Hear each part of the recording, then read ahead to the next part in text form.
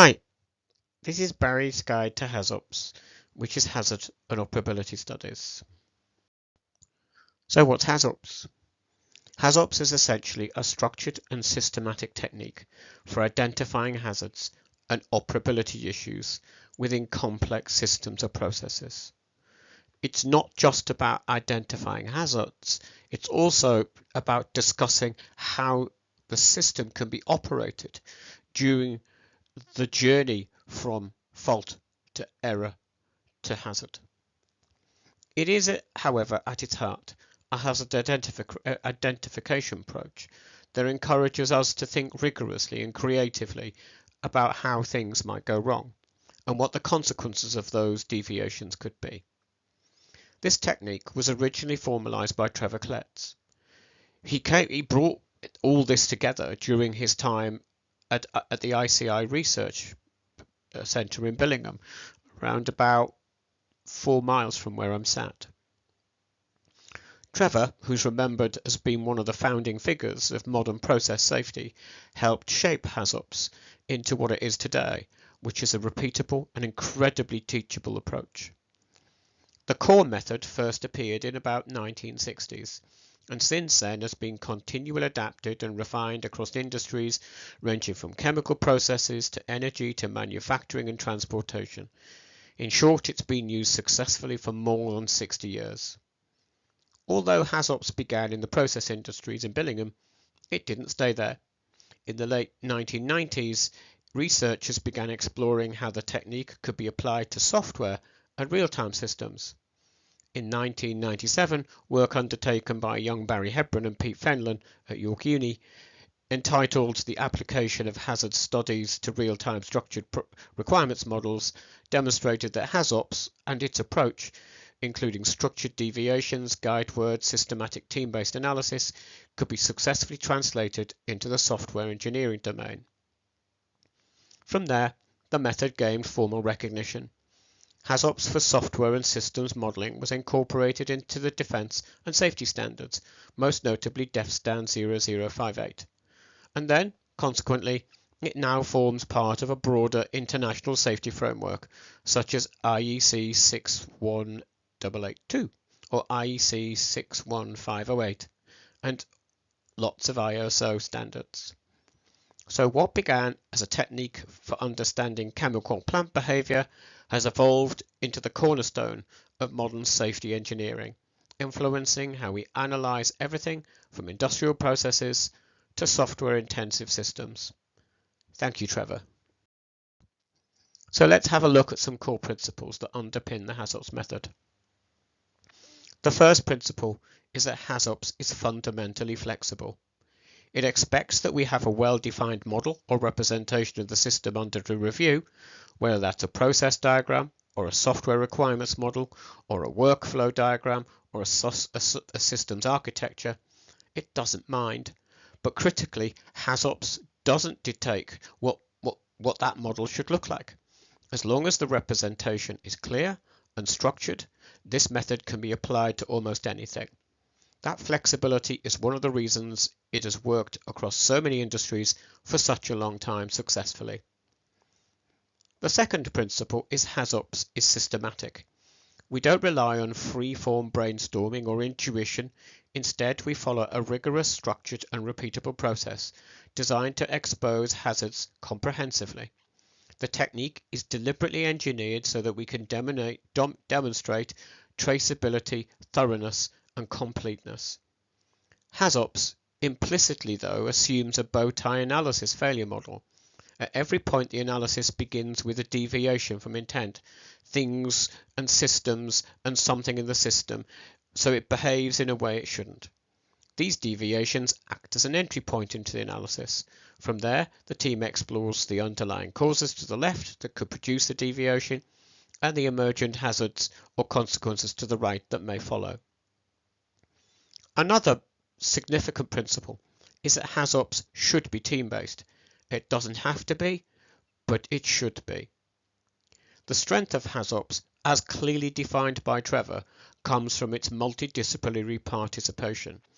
It should be an opportunity to bring together people with different knowledge, skills and perspectives. Engineers, operators, designers, domain experts, safety specialists, administrators, management all contribute unique insights that help us uncover issues that one individual might overlook. And finally, that multidisciplinary nature is not a recommendation from Trevor, it's considered essential. Diverse expertise ensure the analysis considers the big picture, from systems behavior to operational context, human interactions, failure mechanisms, and real-world constraints. The greater the range of stakeholders involved in the analysis, the better the analysis. Taken together, these principles of flexibility, systematic structure, bow-tie reasoning, and multidisciplinary teamwork is what makes HAZOPS unique and powerful, and unashamedly my favourite of all the techniques. Let's start off with its flexibility. Key, HAZOPS can use any model or collection of models. So what makes it flexible?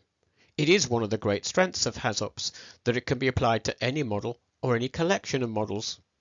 These might be process flow diagrams, state machines, UML activity diagrams, real-time data flow models, system architecture models, whatever representation best captures the state or the behavior of a system. HAZOPS doesn't really constrain you to any particular modeling or notation. However, there is an important requirement, a constraint. The model must be a definitive description of the current understanding of the system under investigation. In other words, it needs to reflect the system accurately enough so that deviations, causes and hazards that are identified during HAZOPS genuinely relate to the real behavior or intended behavior. If the model is incomplete or outdated, the analysis will also be incomplete and misleading. Another key point is that the model needs to be compartmentalizable into interrogatable aspects. HAZOPS, at its best, works by examining the system piece by piece in a structured way, so the representation must allow us to define distinct areas or units or threads of analysis. These aspects are typically associated with a journey or flow of behavior in the system, the operational flow, a user thread, a path through the logic, a transition in a system state. We're usually interrogating how the system behaves and how it transitions, not individual components in isolation. That's one of the things that distinguish it from FMEA, where FMEA does tend to focus on individual components. So we're focusing on how something moves through the system, how it initiates and responds to changes in state, how it interacts with other elements, rather than by simply analyzing individual physical components. This flow-oriented perspective is what makes HAZOPS adaptable across domains, from chemical plants to software systems, because the emphasis is on behavior and intent rather than physical form and components of the system. Both of these models are valid for HAZOP. On the left, I have a real-time data flow model. On the right, I have a process and implementation diagram. As long as the designers of the system have confidence that those models are complete and correct, and as long as each of those models can be understood by the team that's doing the interrogation, both are equally suitable. Even this, a semi-formal definition of a control system, can be interrogated by HAZOPS, as you'll see. It's how we're going to be making a cup of tea. So what's a deviation? Well, a deviation is the starting point of a HAZOP study, and it's the deviation from design intent that we're going to focus in on, where a deviation is a product of the failure mode of a specific property of the design intent. So, within HAZOPS, a deviation simply means the departure from the required intended behavior of the system. We start by asking, What if something behaves differently from how the design says it should behave? So in HAZOPS, we deliberately speculate about potential deviations from design intent. This is a structured form of creative thinking, imagining not what the system will do, but what the system could do if something goes wrong or it behaves unexpectedly. These deviations will arise from two things: potential failure modes and us understanding the properties of the artifact under review. Each artifact, each flow, each thread, whether it's a process flow or a software state transition or a signal flow or a data structure change or an activity, will have a set of particular properties. The set of properties we consider should be controlled and defined by the semantics and the type of that artifact. For example, a flow may have a property like direction or rate. A software variable or a software data flow may have properties such as values and timings or shape. A state machine may have properties like entry conditions or transitions and responses. HAZOPS does not impose generic properties. It adapts to the meaning of the model being analyzed. Once we've identified these properties, we can now attach failure modes which describe how the behavior might go wrong. These failure modes are not chosen arbitrarily. They're prompted by a set of guide words such as no, more, less, early, late, reverse, and so on. Each guide word encourages the team to explore a specific class of deviation. So deep in the bowels, the deviation step is about combining the intrinsic property of the modeling behavior with guided failures through prompts. These will then create in meaningful ways deviations, which we can then discuss. This is the gateway to the rest of the HAZOPS. Once we identify a set of deviations, we can explore their causes and their consequences. So let's have a look at properties. The property of an aspect of an item under interrogation will always be associated with the type or the semantics, the meaning of that aspect of the model. A pipe or a vessel would have a property of flow. A vessel might have a property of pressure. A pipe or a vessel might have a property of temperature. A vessel would have a property of level. Material within a pipe or a vessel might have a composition or a concentration. A process within a vessel might have a state or a phase. A process within a vessel might have a reaction. And within software systems, if I have an event, then I need to worry about the occurrence or the response to that event. If I have data flow, then I will need to worry about the course and the fine values of that flow. And if I have complex systems, I might then be moving objects around, which themselves may be complete or in part. The original set of guide words that we're going to be using with these properties were derived from Trevor's observation of the real world around him. But since then they've been revisited and formalized. The taxonomy of failure that he put together looks like this. There are two paths. There is failure of omission, something that should happen but does not happen.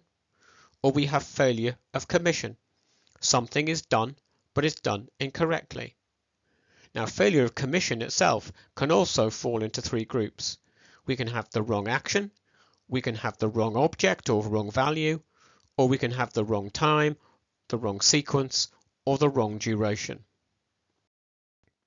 So, emerging out of this taxonomy and Trevor's experience is a set of guide words that define and capture all of the failure behaviors. These guide words are prompts that help us generate systematic deviations from the design intent using the properties. They give structure to our thinking, so we're not just relying on imagination. Each guide word points us towards a particular type of deviation that might occur. Let's have a quick look. The first guide word is no or none. This represents complete negation of the intended behavior, where something that should happen simply doesn't happen. Next, we have more of, which prompts us to consider a quantitative increase. What if we get more than what we intended? More flow, more pressure, more data, more messages than we were expecting? Then we have the opposite. We have less of. This is a quantitative decrease. This might lead to conditions like low temperature, insufficient level. Again, the idea is to challenge whether the system can cope with too little or something. The guide word as well as is fascinating. It encourages to ask what if something additional, something extra happens. It focuses on the presence of additional and unintended consequences. For example, the contamination of a stream, or an expected message, or additional values that we weren't expecting on top of what we were already getting. Next is part of. This deals with an incomplete delivery or an incomplete system response, where some but not all of the intended behavior occurs. And the guide word reverse challenges to imagine a logical or physical opposite to what the system expects. This could be reverse flow, an incorrect software sequence, or something was turned off when it should have been turned on. Finally, we have other than, which explores substitution, when something entirely different happens instead of what we intended. This might be that we actually not only send the wrong value, we simply send the wrong type. Together, these guide words provide a structured, focused lens for examining all of the ways a system's behavior can deviate from its intent. They ensure that the HAZOPS analysis is thorough, systematic, and not simply dependent upon guesses and imagination. Here are some 4 keywords that become very important to software developers. We need to consider things that are early, when actions occur too soon. We need to consider late, where actions occur after we were expecting them to occur. Then we need to consider before and after. Now, these are different from early and late, is that we're interested in the sequence rather than the absolute or relative time. Then we have the idea of something happening too long or too short. That's the duration of a task or the duration of availability of a system. The next principle is bow tie failure modeling. Deviations are errors. These are errors with causal inheritance. Something occurred, and as a result of a range of consequences, the effects. Bow tie modeling and HAZOPS. Well, Klotz did not actually formalize or define bow tie modeling. That was left to others around about 20 years later.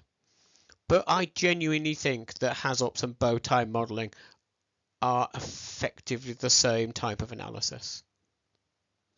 At the center of the diagram, we could imagine there is the deviation, the system error, the point where control is lost, where system behaves outside its original design intent. And then everything on the left of that event represents things that happen before the incident occurs. Those are causes. And everything on the right shows what happens after the deviation occurs. These are consequences. On the left-hand side, we have opportunities for prevention. On the right-hand side, we have opportunities for defense. We have opportunities to consider the operability of the deviation. What can we do to control the potential consequences? The consequences might range from minor disruptions to severe safety and financial or commercial loss. To mitigate those impacts, we might want to think about defensive barriers. This may include emergency shutdowns, alarms, fallback modes, operator interventions, redundancy, or knowing what safe states we can identify in software. One of the key features of HAZOPS is its rigor and its systematic nature. Rather than relying on unstructured brainstorming, HAZOPS requires us to follow a repeatable, rigorous, algorithmic process that ensures completeness and traceability.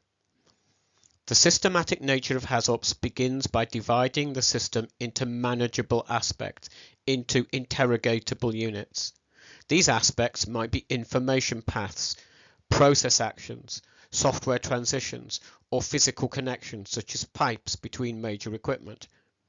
The key point is that each item under interrogation must have a clearly defined design intent, a statement of what that part of the system is supposed to do under normal conditions. Once we've identified an item to interrogate, we move through the HAZOPS steps in a consistent and disciplined way. Step 1. Clarify the intent.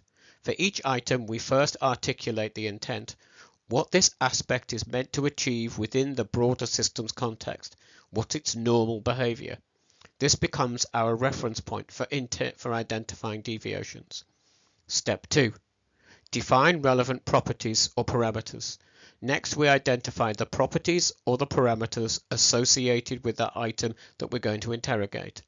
Depending upon the system item, this might include flows, pressure, temperature, composition, timing, data flows, signal flows, state transitions. These properties must reflect the semantics of the model that we're analyzing. Step 3. Apply guide words to each of the properties for each of the items. So for each property, when we apply a set of guide words, such as no, more, less, and other than, the purpose of these guide words is to focus our discussion and consider possible deviations from the intent. Step 4. Define the deviation.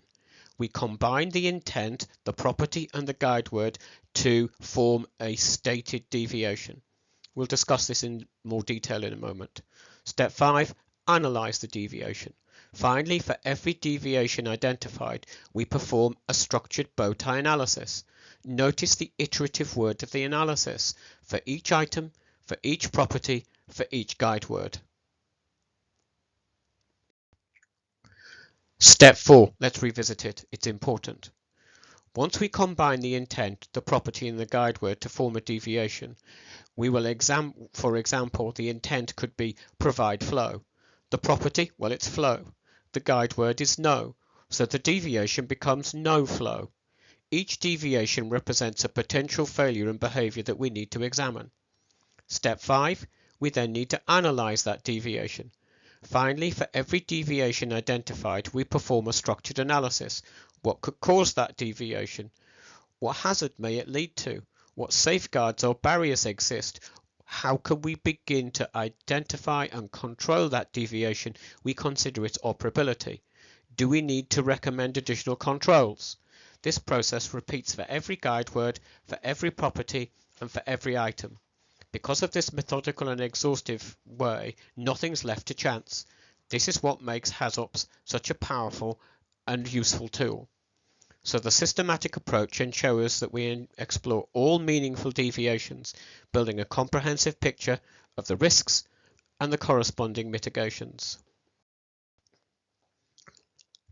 When we look at the structure of HAZOPS, it becomes clear that the method gives us both a powerful opportunity but also a very significant challenge. On one hand, HAZOPS encourages very thorough exploration. If we take the full set of 13 guide words and apply them across, say, 9 different properties, that will produce up to 118 potential deviations for every single aspect of the system. That level of coverage is exceptionally thorough, and that is the opportunity. It means HAZOPS can reveal subtle, unexpected, and emergent hazards that other techniques might miss. But the downside is obvious.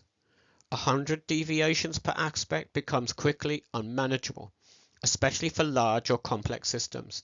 That's the problem. Without careful management, the analysis can become overwhelming, time-consuming, incredibly expensive, and difficult to navigate. So the real skill in HAZOPS is managing this complexity. Remember, KISS. To do that, we need several practical strategies. 1. Focus only on properties that are actually of significance for that intent. We don't need to use every property blindly. We only select those properties that are actually meaningful for the intent of the aspect that we're analyzing. If a property doesn't relate to the intended behavior, well, it won't generate a meaningful deviation, so leave it out. Step 2. Pre-select the guide words that make sense for that property. Not all guide words can be interpreted in a useful way. For example, reverse may only make sense for a direction of a flow, but not for the temperature. By choosing guide words that produce realistic, interpretable deviations, we can reduce the noise and increase clarity. Step 3. Combine similar deviations into a single representation of that deviation. Sometimes multiple guide words and property combinations are effectively pointing to the same underlying concern. In these cases, we group them together into one meaningful deviation rather than analyze them each separately. This avoids duplication and keeps the analysis efficient. So the goal isn't to evaluate all of the combinations. It's to make intelligent selection so we explore the full hazard space without getting lost in unnecessary detail. This balance between exhaustive coverage and practical control is what makes HAZOPS both challenging but incredibly effective. HAZOPS and the team. One important thing to emphasize is that HAZOPS should not be a solo activity. It really should depend on having the right team in the room. The quality of the analysis is directly tied to the diversity of the expertise available. At the core, you will need the meeting chair. This is the center of the HAZOPS chair, someone who understands both the method and how to manage the process. If you like, a 1960s Scrum Master. Their job is to guide the session, keep the discussion on track, ensure consistency, and make sure the group follows the structured HAZOPS process. A good chair can make the difference between a productive session and a confusing session. 2. A design representative. We also need someone who truly understands the design of the system under review. This person explains design intent, clarifies architecture, interprets diagrams, and answers any structural or functional questions. Without the representative of the design knowledge being there, you might end up making the wrong assumptions. Domain experts. Next, we require domain experts, people who understand how the system operates in a given context. In a chemical plant, that would be chemical engineers. In aviation, it might be a flight system specialist. In software, it could be a systems analyst. With an assessment system, we need a member of the assessments team. Then we have the control systems expert. These are the people responsible for automation and instrumentation and understanding the hardware that wraps around our system. And finally, the often underrated role is the HAZOPS rapporteur or secretary. This person captures the discussion, records every deviation, every cause, every consequence, and every recommendation. The accuracy of the documentation is vital. It becomes the permanent record and the basis for the follow-up. So HAZOPS requires a multidisciplinary team where each member having a unique perspective. No one person understands the entire system from every angle. No one stakeholder understands the system from their perspective. But together the team produce a comprehensive and robust analysis. This collaborative structure is one of the reasons why HAZOPS has remained such a reliable method for more than 60 years. One of the most dullest but most significant part of HAZOPS is how we record the results. A HAZOPS session produces lots of information, but it is structured and it's captured, and when it's captured accurately and consistently, the value of the analysis is maintained. So let's very briefly walk through what you need to capture. The entry point is we need a reference or a log or an ID number or a record number. This provides traceability, allowing us to reference, track and audit each deviation throughout the life cycle. Next, we identify the item under review. Then we capture the parameter. Then we identify the guide word. We clarify exactly what deviation we've discussed. Then we consider what were the plausible causes. We may make reference to an alternative model. And then we discuss the consequences. We also make reference to an alternative model. Eventually we may also want to briefly discuss what the safeguards were that we're recommending that we could put in place. Out of that, we then will have recommendations and actions, and we may, if we've got time and energy and the expertise, talk about preliminary risk assessment. So, we've gone through the principles and the process. Now let's make a cup of tea. Here's a model of a tea making system that we'd like to analyze. Let's go through it. Let's understand the model. Step 1. Add water to the kettle. We close valve 2. S1 is turned off. We open valve 1. We close valve 1. Step 2. We then boil the water in the kettle. S1 is turned on. When the temperature equals X, S1 is turned off. Then we fill the cup with X milliliters of boiled water. And how do we do that? Well, we open V2 for 3 seconds. We close V2. Then we want to dip the tea bag in the cup. We select the tea bag. We lower the tea bag into the cup. We wait 10 seconds and we raise the tea bag. Step 5. We add X milliliters of milk. We open V3 for 1.5 seconds and we close V3. And there we stir the cup for 5 seconds.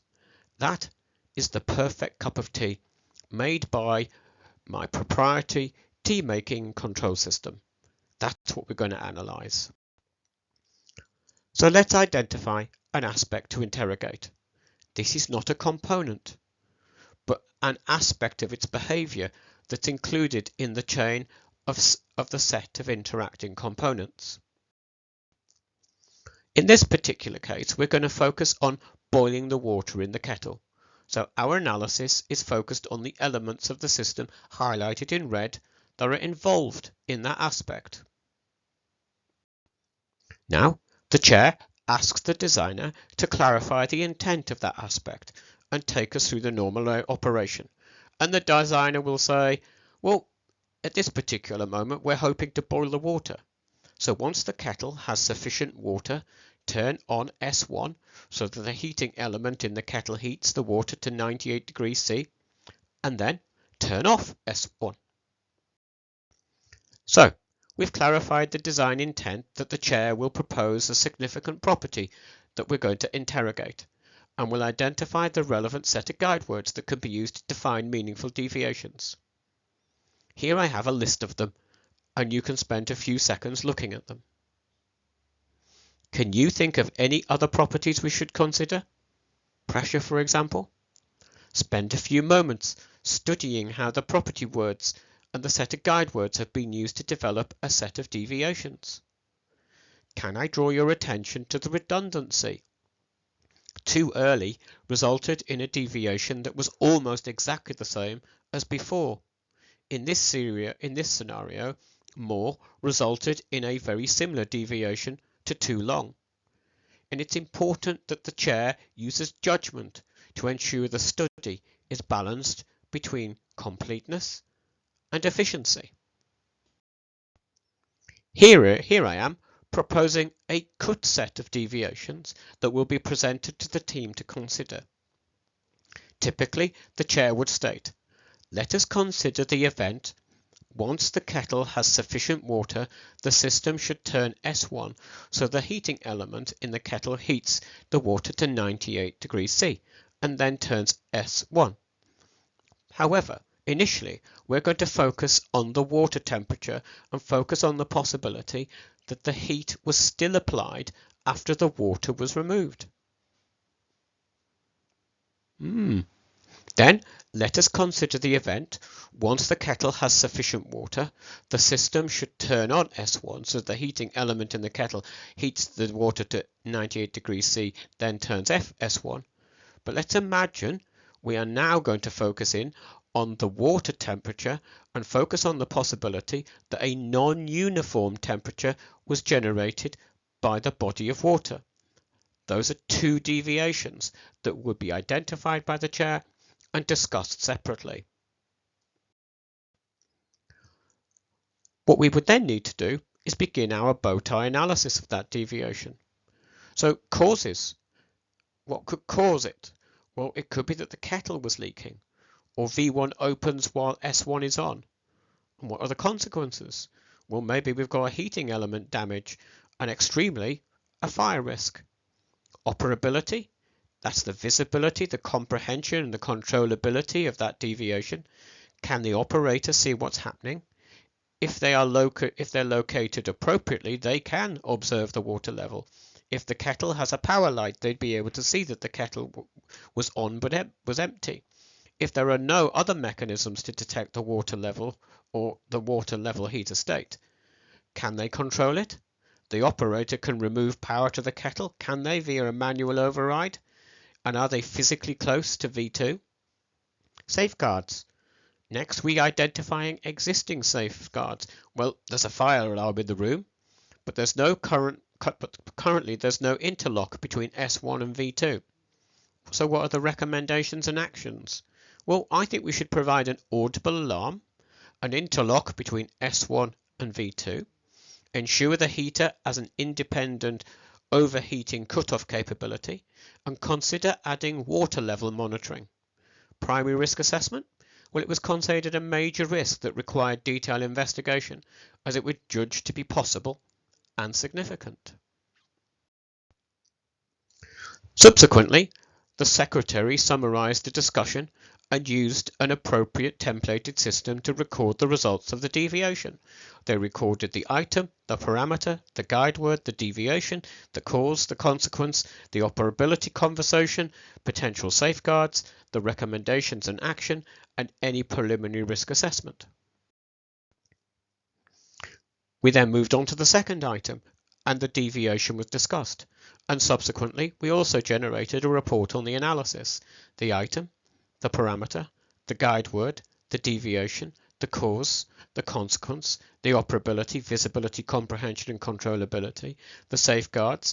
We discussed whether there were any recommendations and actions, and we also identified a preliminary risk assessment for this deviation. We have now modelled, if you like, very quickly, boil water in kettle. We would have covered all of the properties and all of the guide words which generated a set of deviations, and having completed that interrogation, we then move on to the next one, which would fill the cup with X millilitres of boiling water, and off we go around again, round the interactive iterative loops. Well, we've said hello to HAZOPS. We've discussed the principles, we've discussed the process, and we've given you a tiny and silly little example. HAZOPS is a structured and systematic technique for identifying hazards and operability problems in complex systems or processes. It is now formalized in DEFSTAN 0058 and is a requirement of IEC and ISO standards. Thank you, Trevor. You're a star.